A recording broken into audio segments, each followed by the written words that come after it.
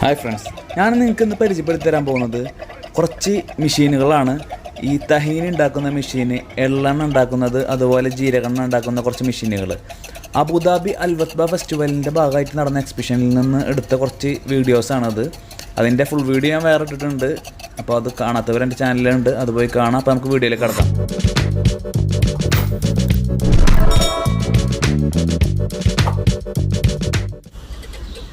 ഇത് തഹീനി ഉണ്ടാക്കുന്ന വലിയൊരു മെഷീനാണ്. മുകളിൽ കാണുന്ന ഈ ബക്കറ്റിൽ വെള്ള എള്ള് ഇട്ടതിന് ശേഷം അത് അരച്ച് നമ്മൾ അരിയൊക്കെ പൊടിക്കുന്ന പോലെ തന്നെ അരച്ച് വരുന്ന ഒരു മെഷീനാണ്.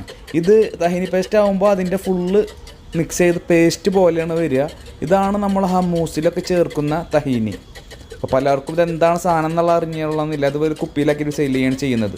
അപ്പോൾ ഇതിൻ്റെ വലിയ മെഷീനാണിത്. വലുതെന്ന് ഉദ്ദേശിക്കുന്നത് ഇവിടെ കണ്ടതിൽ വലിയ മെഷീൻ. ഇതിൻ്റെ ചെറിയ മെഷീനും കൂടി ഞാൻ നിങ്ങൾക്ക് പരിചയപ്പെടുത്തി തരുന്നുണ്ട്. ചില ആളുകൾ ഇതിൽ കൂടെ കപ്പലണ്ടിയും കൂടി അരച്ച് ചേർക്കുന്നുണ്ട്. ഇത് നമ്മളെ കരിഞ്ജീരകം ഉണ്ടല്ലോ, കരിഞ്ജീരകം അതിൻ്റെ എണ്ണ എടുക്കുന്ന മെഷീനാണ്. ഈ കുപ്പിയിൽ കരിഞ്ജീരകത്തിൻ്റെ എണ്ണയാണ്. അപ്പോൾ അതിൻ്റെ വേസ്റ്റാണ് ഈ താഴത്ത് കാണുന്നത്.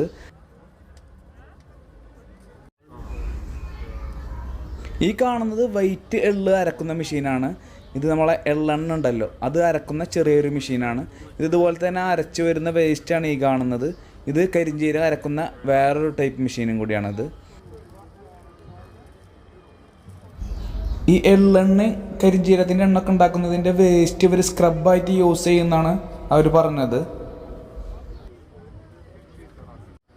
ഇത് നമ്മൾ നേരത്തെ കണ്ട തഹീനി ഉണ്ടാക്കുന്ന ചെറിയ ഒരു മെഷീനാണ്. അവരിതിൻ്റെ മുകളിലേക്ക് ഇതുപോലെ ഇട്ടതിൻ്റെ ശേഷം ഡയറക്റ്റ് ബോട്ടിലേക്കാണ് ഇത് ക്രഷ് ചെയ്തിട്ട് വരുന്നത്.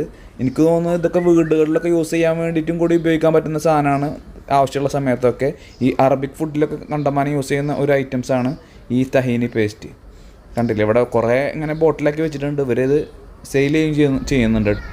അപ്പോൾ നിങ്ങൾക്ക് വീഡിയോ ഇഷ്ടമായി കഴിഞ്ഞാൽ ലൈക്ക് ചെയ്യുക, സബ്സ്ക്രൈബ് ചെയ്യുക, സപ്പോർട്ട് ചെയ്യുക.